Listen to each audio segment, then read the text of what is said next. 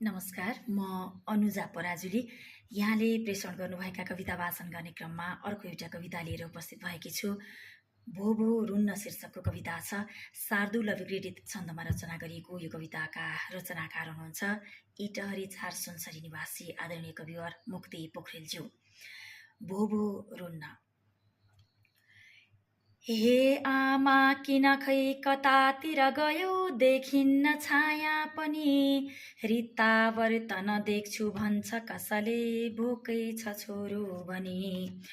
को भन्ला अब झट्ट आऊ घरमा, खाना तयारी भयो, को देख्ला दिन रात उष्ण र चिसो, सर्वस्व मेरो गयो।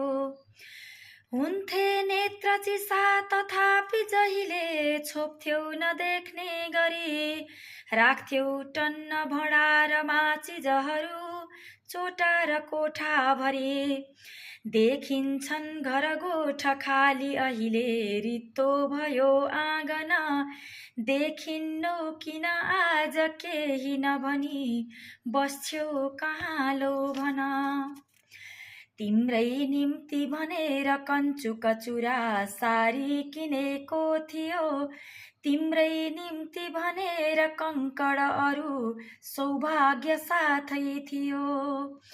एकै पल्ट परेन लाउन कठै, साँचेर के नै भयो, खाली हात गयो रह्यो सब यही, खै साथमा के गयो। राखेका रुपियाँ थिए जतनले, चाहिन्छ भन्दै थियो, केही गर्न नभ्याउँदै शिव हरे, आफै स्वयं अल्पियौ।